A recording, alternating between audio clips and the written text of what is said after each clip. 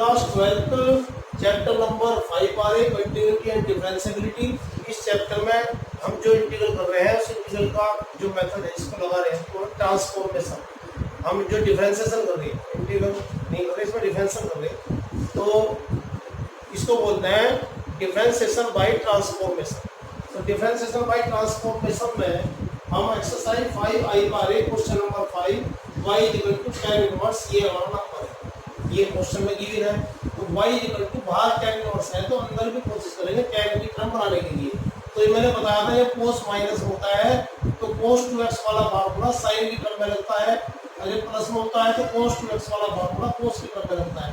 1 से 1 कट गया, 1 से 1 कट गया, 2 से 2 कट गया, sin स्क्वायर 3x/2 बटे cos स्क्वायर 3x/2 स्क्वायर हट गया, sin 3x/2 बटे cos 3x/2 tan 3x/2 tan inverse tan हट गया, y इक्वल टू 3x/2 बच गया, dy/dx 3/2 होगा तो x का dy/dx करेंगे, dy 3/2 आ गया और dy/dx ऑफ x का मान आ गया, एक आंसर आ गया 3/2। ऐसे ही क्वेश्चन नंबर 6 है, यहाँ सेक इनवर्स दिया हुआ है, अंदर ये टर्म दे रखी तो हमें एक कोशिश करनी चाहिए पहले किसका फार्मूला है। तो सेक इनवर्स x 1 इस प्लस वाले टर्म को नीचे ले आए, तो ये फार्मूला है cos 2x का। तो ये फार्मूला आ गया y equal to sec inverse 1/cos 2x। 1/cos 2x होता है sec 2x और ये सेक इनवर्स से सेक हट गया, ये बच गया 2x। 2x का डिफरेंशियल करेंगे तो ये 2x का डिफरेंशियल 1, आंसर आ गया इसका 2।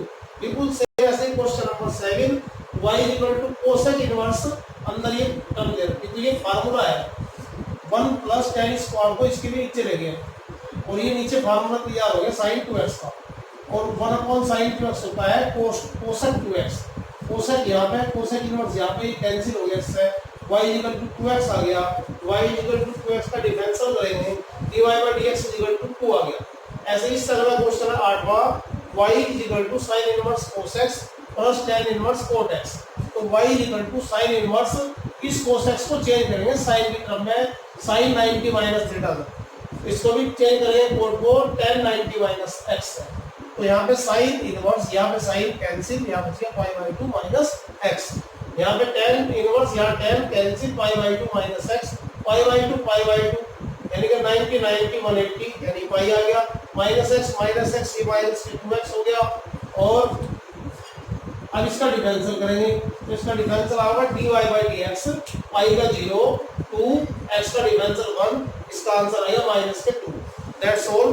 चैनल को सब्सक्राइब करिए ताकि आगे की वीडियो आपको मिलती रहे और इसकी एक्सरसाइज की फोटो मैंने आपको भेज रखी, इसके क्वेश्चन करते रहिए।